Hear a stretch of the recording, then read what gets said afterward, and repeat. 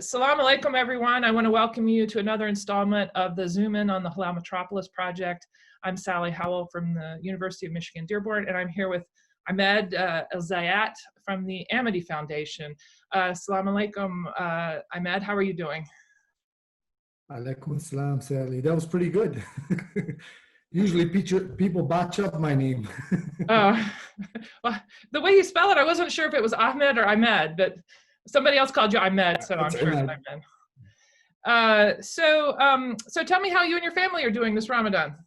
Alhamdulillah, very good. I think there's always a positive side to this virus, and that's keeping the family close and keeping us all together, at least in one house. Not just breaking fast together, but spending the whole day together. Yeah, I talked to Susan Debaja yesterday, and she usually has to go to iftar after iftar after iftar, and she said, I get to spend Ramadan with my family.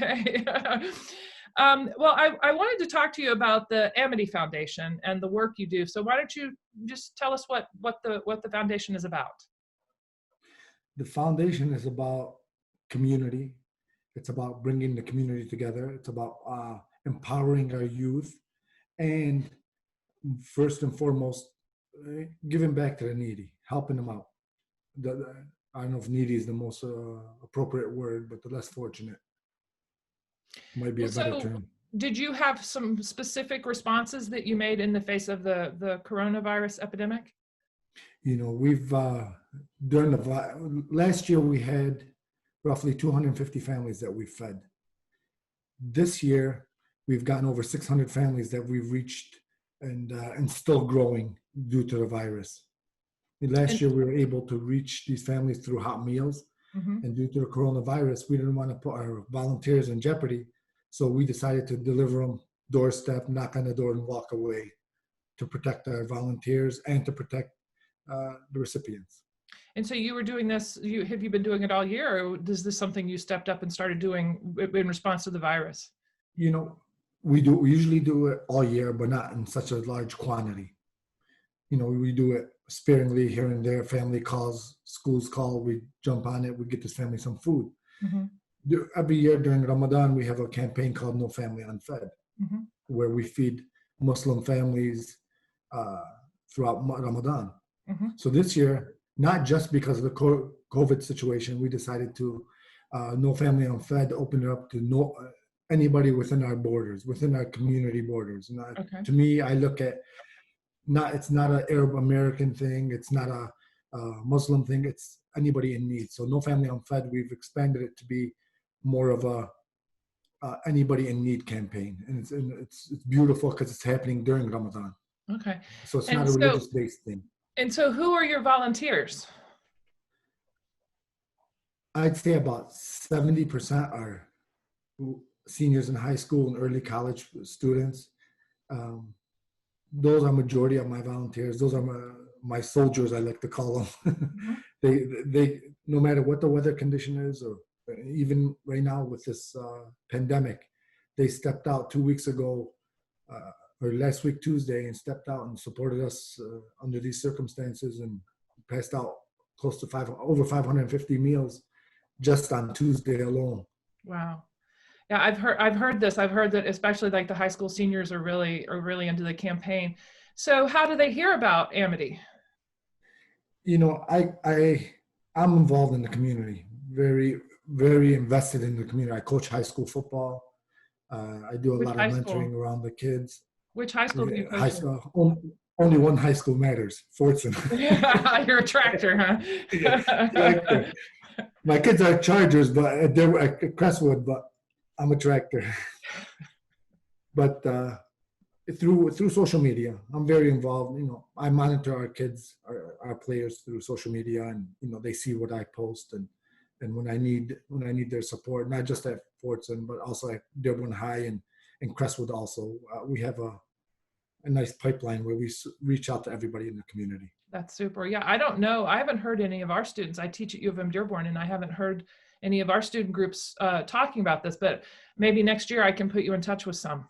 I've actually worked with several of your students in one of your groups where they used to have a food pantry on campus. Yeah, you probably worked with Carmel Price. And I used to supply most of the food sometimes. That's super. That's super. Yeah. Carmel Price is like one of the faculty advisors for the soup kitchen. She also works with Healthy Dearborn, and Yes. I'm definitely going to put the two of you in touch. But yeah, I know a lot of the students who've worked at the food pantry, so I probably do know people who are working with you. But we have all these student organizations, Arab American ones, other kinds of service organizations, Muslim American organizations, and they're always looking for service activities. This would be a good thing for them to participate in. So where do you get your food from? I fundraise through social media.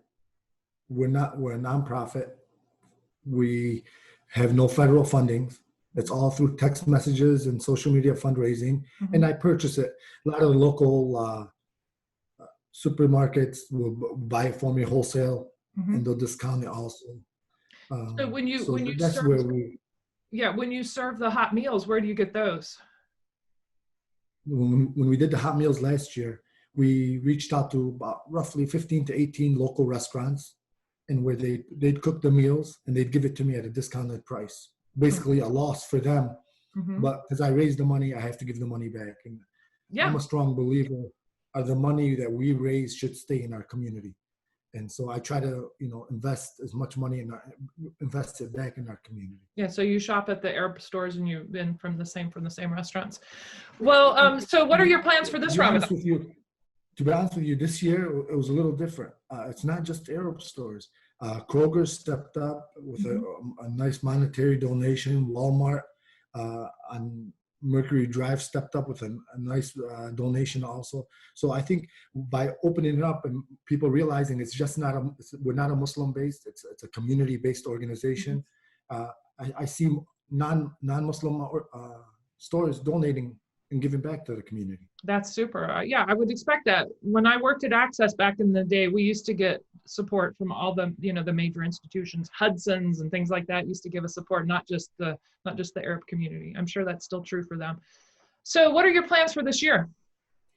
Well, right now we passed out roughly 600 care packages with a $50 gift card from local stores. And then we're doing another food distribution where we'll price out anywhere between 50 to 60 boxes a day. So those 600 families get another shipment of food throughout Ramadan. But this time, instead of $50 gift card, they'll have their ground beef, their chicken, their whole chicken on top of the groceries that they'll be getting. And we're working on the Eid gifts where, I used to be a recipient of the Goodfellas, which inspired me to, during Ramadan, to pass out Eid boxes with a lot of the same toys that the Goodfellas used to distribute. Mm-hmm. So and you're still doing that? Have the Goodfellas gone away? No, the Goodfellas are still around. Okay. But I don't know if they do the toys distribution boxes like they used to when we were kids. Oh, okay. So we're passing out 8 boxes this year. So you grew up in the South End and remember the Santa Claus that used to come to the Salina school? Is that what you're talking about? Yes. they even, what's so beautiful about the Goodfellas is they used to drop off the boxes on your door, and you didn't make no face-to-face contact with whoever was delivering them. But when we got older, we realized it was the Goodfellas.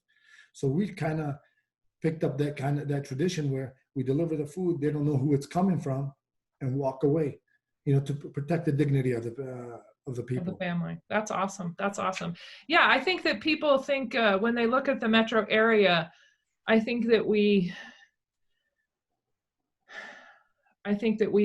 sort of don't understand the problems of poverty and the inadequate social system that we have here in the U.S., that it extends beyond the borders of the city itself to the suburbs.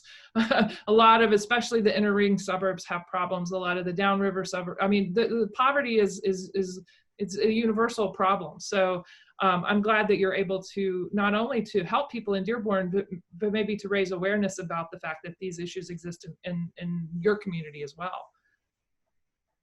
And what we try to do is, by empowering our kids, we don't only limit it to Dearborn. We'll start off, I'm a strong believer, we invest as much as we can in our community, and whatever's left over, I do distribute it to Livonia. We went as far, like Thanksgiving, we went as far as Ann Arbor.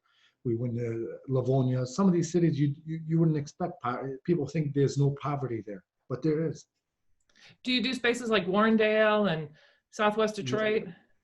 We do a lot.